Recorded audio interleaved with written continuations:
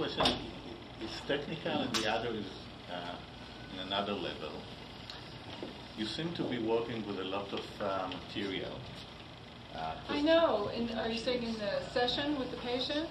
Yeah, lots of papers? Yes, but I think in general, and I think it's a good idea, but you're sitting with her in this way. I wonder what would happen if you sit with two of you facing the questionnaire, or if it was a blackboard. I think in that way you could produce more collaboration, like if the two of you fighting the problem. Mm-hmm. What's your... Mm-hmm. I think your comment is good, and as I'm watching these videos, I'm thinking, oh, Jackie, you have all those too many pieces of paper. And the computer. And then I have my computer, right, with my measures, which, so I don't feel totally comfortable with that myself. I think the points you're making are good.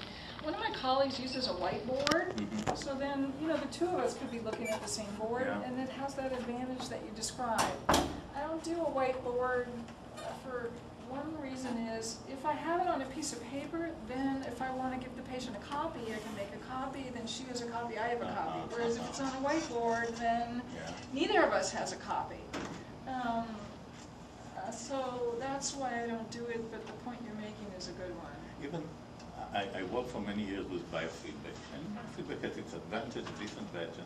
But what I found is very important is the fact that we are both looking on the same thing, the mm-hmm. patient, mm-hmm. and it produce some kind of collaboration that... Mm-hmm. So maybe the way I could do it, if I was going to think about this more, was I'd have to figure out how to move the chairs so we're both sitting next to each other looking at the same thing. So it's an interesting idea. It would require me to rework my office, but... which is nice one according to I the... know I have a beautiful office, but I think the point you're making is a good one. I'm actually going to think about it. Because I'm not too happy about the way I'm over here, she's over there, we're trying to look at something. I'm very good at writing upside down. Mm-hmm. But it does have the problem you described. The second question relates to the two surprises we had in this case. The surprise that she wants to quit, mm-hmm. and then the surprise that she is, well, I wouldn't say so quickly, but apparently she became better quite immediately after this incident, isn't it? I mean... Well, let me say that the video I showed you of the improvement that happened later, that video of the results of the behavioral experiment where she imagined the thoughts, that's from session 12. Okay. The session she quit, session 6. Uh-huh. So I didn't present to you all the details of what happened in between. One of them was my fleshing out this formulation for her, and I don't remember what we did. But if I'm kind of your elaborating, question. my question is that you suggest that if there is some failure, you recheck your formulation and do it a better formulation. Mm-hmm. And my hypothesis, being with some psychodynamic background that I have, maybe she needed to kind of punish you, to feel your neglect, and only then she could become better. So now I did get a very interesting, another question from the audience highlighting these interpersonal issues, which I have not so much previously thought with this case, but what I would do would be to take some variation on what you're saying, which is, like what I notice is, like I had the same emotional experience in that session when she quit that she feared so much, right? Where she's having an interaction with somebody, where she's coming in and like I'm going along thinking, okay, we're doing this therapy and I'm going to present it at the World Congress. She's coming in and quitting. Like I had this huge emotional reaction in the session. So then what I did, and then she's quitting. So I don't know, maybe my argument doesn't go through, but what I tried to do was, of course, to just hang in and try to figure out what was going on. I felt as though she was saying to me non-verbally, what you're doing is not actually helping me sufficiently. Mm-hmm. And I felt like I needed to be responsive to that because I think she's right. She was overwhelmed by her symptoms. She would have done much better if she had come in and said to me, Jackie, we're working in therapy, but now I'm having all this and it's overwhelming me. It's causing me to want to drop out. Could we talk about it? How can I get help with this thing? That would have been good. She didn't do that. but I behaved as if she had. And I'm trying to think about, okay, what does she need? What is not going right? And then I'm trying to step forward and meet that need. So that's... And you met her need yes. in the more explicit way, or more... by the way, are you sure it's is it read there? Yes. Okay. Okay.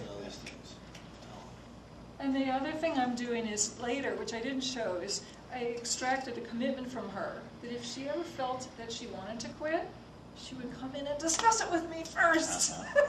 No, I think the way you handled it was, I understand it, you were stressed, but you did handle it, I think, very nice. But that brings me to the last point, if you still have a few Yes. minutes. I have to interrupt you guys because I do have to leave. Yes, and you need to give me some instructions. Yes. I need to fill This is those. for you. There's your instructions in there. If you just want to fill out your evaluation form and give it to her when you're done. Okay. Ah, And here's that as well, saying that you, this is for him, saying he could. that's for you. If you want to Yeah, see. Okay. okay, thank you. Good. I think I already have it. Thank you so much. That's for you. Okay. Take care. That brings us to the wonderful analogy you made about the map. The map, yes. Uh-huh. Now, I think in cognitive, and cognitive map is usually of the map what we see upside, like on the up, not down the earth, but what we see, there is a mountain, there is a route, and maybe in this case, part of our problem is not only what we see, but also what we don't see. I know it sounds a little bit not formal enough, but is there a way we can do formulation, which I think is so much needed, but to take in account not only what we see, but also what we don't see yet? So what would that mean in her case? What is it we're not seeing? Well, for example, the possibility that she wants you to feel this feeling of being neglected as she felt in her past. Something that is That hidden. she could learn something from me about how to handle that Exactly. situation. Exactly. Yeah. Oh, certainly, these would be hypotheses about mechanisms driving her behavior, which could certainly serve the role of a formulation. Mm-hmm. So it would be a hypothesis about unconscious processes, but hey, schemas are largely unconscious, so I don't see any problem in these kinds of formulations at all. The only thing would be needed would be, is it testable? Does it lead to interventions? And can we monitor to see if we're helping the patient in our work guided by that formulation? No reason why not to do that. How about if at the beginning, when you share with the patient your formulation, you tell them that this is the map as we see it now, but my experience is sometimes the map is more complicated. There is shortcuts, there is obstacle, there is traffic jam in the road, and let's not be too simplistic about our map. We begin with this map, but we know it's not the only map that we will need. Absolutely, Yeah. absolutely. So we have this map to start, and we can almost predict we're going to get stuck, and we're going to have to make some revision. Absolutely, and in fact, if you warn the patient about that beforehand, then when it happens, you say, oh, here we are, we're in this together. Yeah. Oh, this is what I was talking about, so now let's figure out what's missing, and let's work together to get it solved. Absolutely, absolutely. And you work in this way for most of the sessions. You do work with the formulation. It's not just an event at the beginning. It's really something that continue with. Oh, absolutely. It's always guiding the formulation is a piece. We're also guided by what are the patient's treatment goals, what are the results of the progress monitoring from last session, is the patient making progress, but the formulation underpins all of it. Absolutely.